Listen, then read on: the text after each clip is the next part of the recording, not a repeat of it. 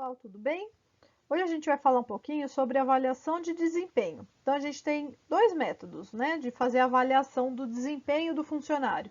Os métodos tradicionais, que são os mais antigos, que a gente utiliza só no final do ano, né, geralmente é no final do ano que se faz a avaliação do desempenho do funcionário durante todo um ano, e aí depois tem a recompensa, a remuneração.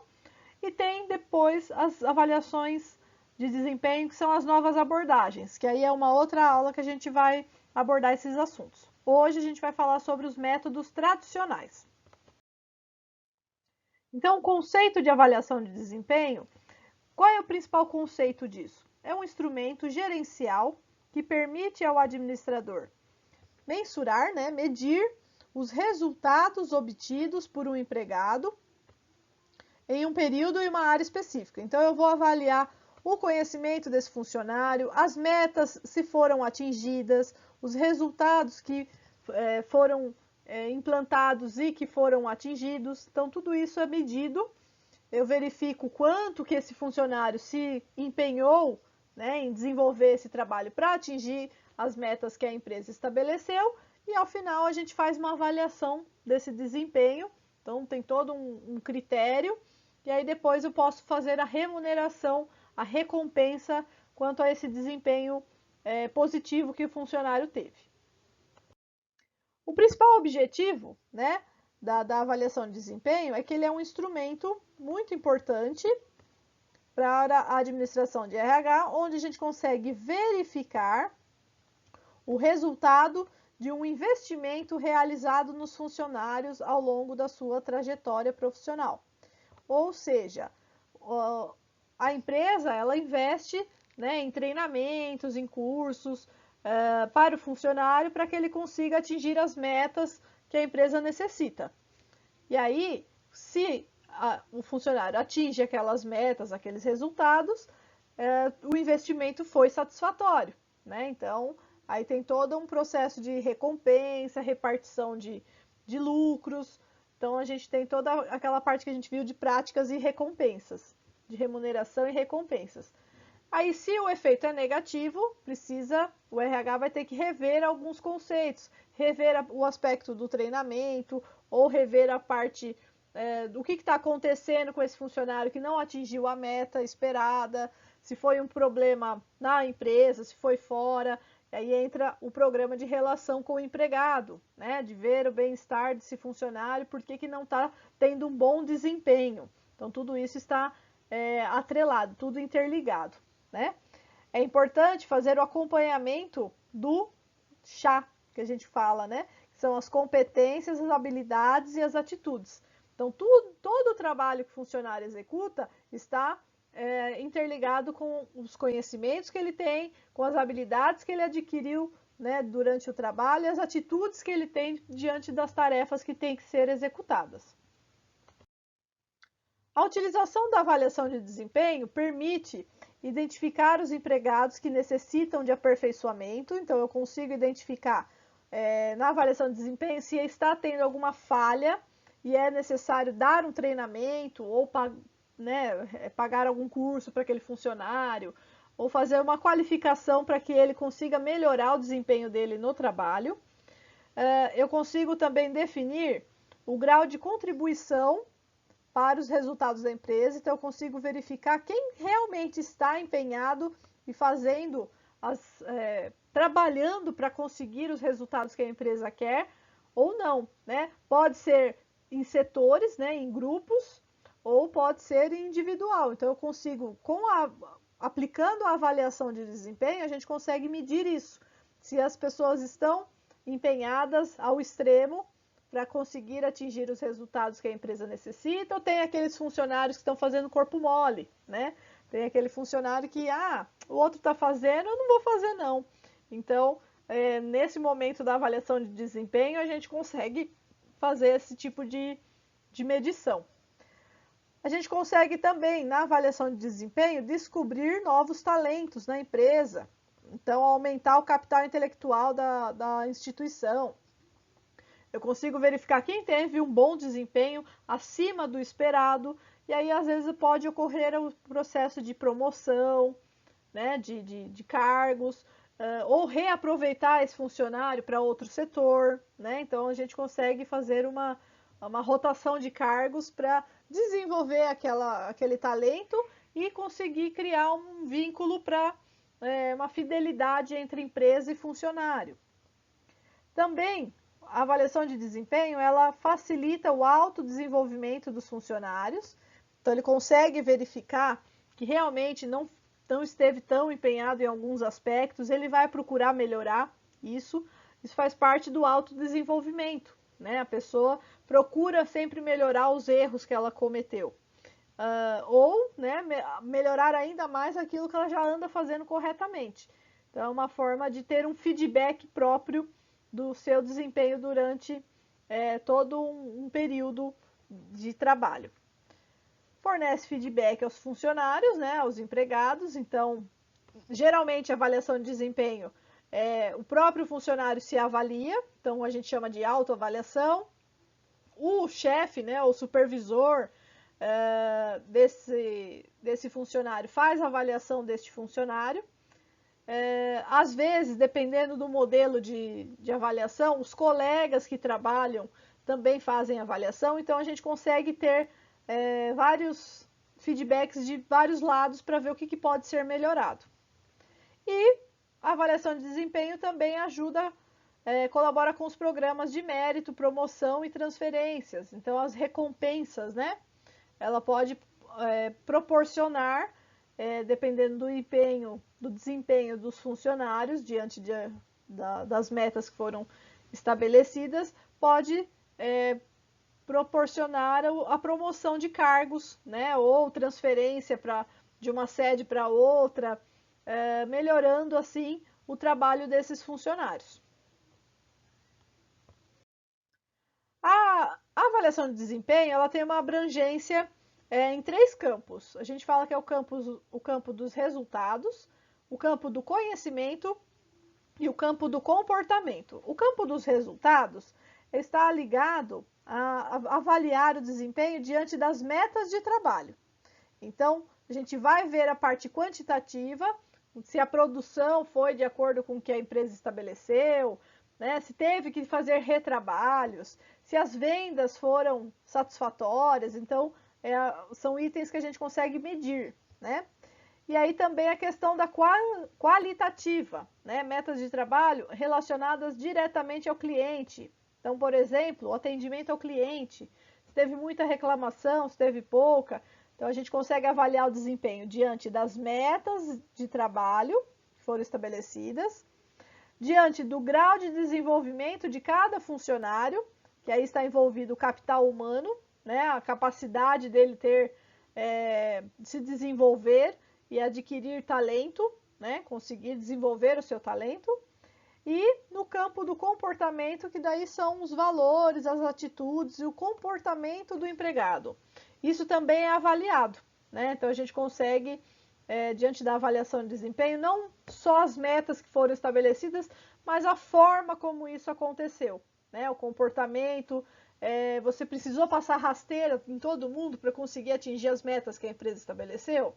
Não, né? Porque isso, dependendo da forma que foi feita, vai ferir a cultura da empresa, né? Então a gente tem que tomar cuidado nesse momento da avaliação de desempenho, que consegue se verificar se os funcionários estão tendo o comportamento ideal, adequado para aquela função. Aí nós temos alguns métodos de avaliação de desempenho, que são os métodos clássicos, né? Então a gente tem o método da escala gráfica, o método comparativo, de incidentes críticos, escolha forçada e o 360 graus. Então a gente vai ver cada um deles, ver como que funciona. O método de escalas gráficas, ele vai medir a quantidade e a qualidade do trabalho, como conhecimento, cooperação, assiduidade, criatividade, iniciativa e comportamento. Então a gente vai fazer perguntas relacionadas a esses itens, e aí tem uma escala, né? Então geralmente a gente utiliza os termos ótimo, bom, ruim ou regular, ou escala de 0 a 10, né? Então a gente consegue avaliar isso? Geralmente, né, a gente divide em graus previamente definidos. Então, eu vou dar eu indico o fator, e aí em cada posição, se eu sou ótimo, bom, regular ou ruim, eu já dou um tipo de resposta.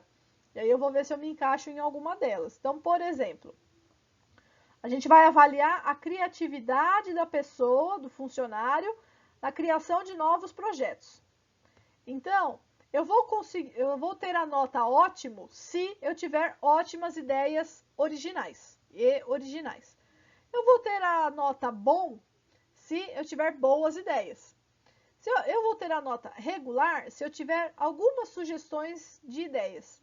E eu vou ser avaliada como ruim se eu não tiver ideias. Então, eu crio critérios para conseguir tal nota.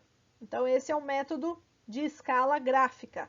Eu vou criar o fator que eu tenho que avaliar e vou criar quais são os critérios para conseguir a nota ótimo, a nota bom, a regular ou a ruim. Então, eu dou as condições, os critérios para conseguir aquela pontuação. O método de incidentes críticos, ele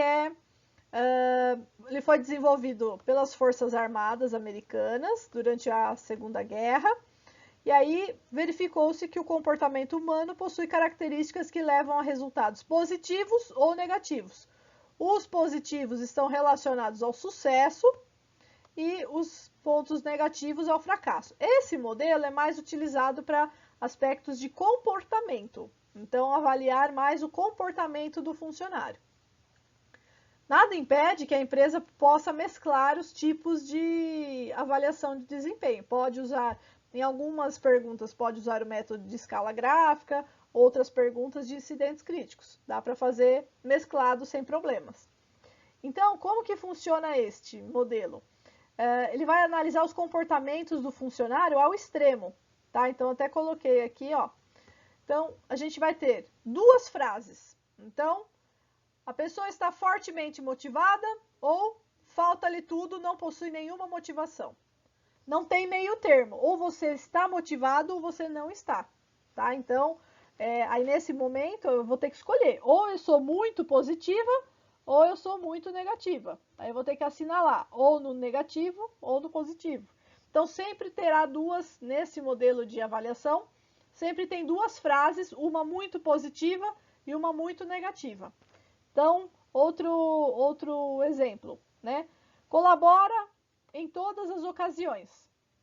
Não conhece a cultura da empresa, não colabora em nada. Então, ou eu colaboro ou eu não colaboro em nada. Então, a gente tem essas duas opções. Então, sempre assim, tem duas frases, uma muito positiva e outra muito negativa em relação ao mesmo aspecto, ao mesmo comportamento. O método de escolha forçada é parecido com o de incidentes críticos, só que a gente utiliza uma única frase, né? E aí eu vou colocar, vou assinalar X na coluna do mais, né? Então a gente tem um sinal de mais aqui, que é quando a gente está afirmando, ou assinalo no não, que é quando tem o símbolo do negativo. Também foi desenvolvido na Segunda Guerra Mundial, para a escolha de oficiais que deveriam ser promovidos. Então, foi utilizado nessa época. E aí a gente vai utilizar frases descritivas de alternativas, onde forçosamente escolherá uma ou duas frases. Então, como funciona? Então, eu tenho aqui, ó, faz apenas o que mandam.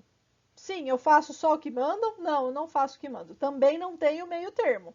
Ou eu faço só o que me mandam, ou eu não faço. Sou rebelde. Então, aí aqui eu tenho que escolher também. Não tem formação adequada. Ah, mas eu estou fazendo meu curso técnico. Maravilha. Você já terminou? Não. Então, você não tem. Ou tem ou não tem. Não tem, eu estou cursando. Não. Ou tem ou não tem.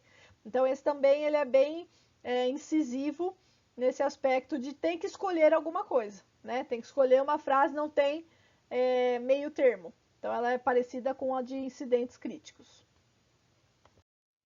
Aqui é a avaliação 360 graus, que a maioria das empresas utiliza, onde a gente consegue, é utilizado em ambientes mais democráticos, participativos. Por quê? Porque quem vai avaliar serão o próprio funcionário faz a sua autoavaliação, o seu superior vai fazer a sua avaliação, os seus colegas de trabalho fazem a sua avaliação. Então, a gente tem os superiores, os próprios subordinados, os pares, né, que são os colegas de trabalho, pode ter os clientes ou os fornecedores, então todas as pessoas, por isso que chama 360 graus, as pessoas que estão ao seu entorno, ela faz a avaliação do seu desempenho. Então, todo mundo está avaliando de alguma maneira o seu desempenho no trabalho. E aí, como que ela funciona? Sempre vai ter uma pergunta, e aí eu vou responder nunca, pouco, às vezes, sempre, ou pode ser sim, não, talvez, ou pode ser uma escala de 0 a 10. Então, eu tenho alguns critérios, né, de 0 a 5, eu tenho uma amplitude maior de critérios para avaliar. Então, né, um exemplo, está disposto a aceitar riscos? Nunca, pouco, às vezes ou sempre. Então, eu vou conseguir fazer essa avaliação. A escala dela é um pouco maior, não é tão forçosa quanto a escolha forçada e não tem já os critérios estabelecidos como a de escala gráfica. Então, a de 360 graus ela é mais aberta, né? É uma avaliação mais ampla. E aí nós temos a autoavaliação da equipe. Então, o próprio funcionário realiza a avaliação do seu desempenho, devendo ser justa e sincera as respostas. Então, é a autoavaliação. E aí nós temos a avaliação da equipe como um todo também. Então, esses são os métodos tradicionais que a gente utiliza, tem algumas empresas que utilizam. Numa próxima aula, a gente vai ver os métodos mais baseados nos métodos tradicionais, são as novas abordagens que são utilizadas diante das empresas. Tá bom? Muito obrigada.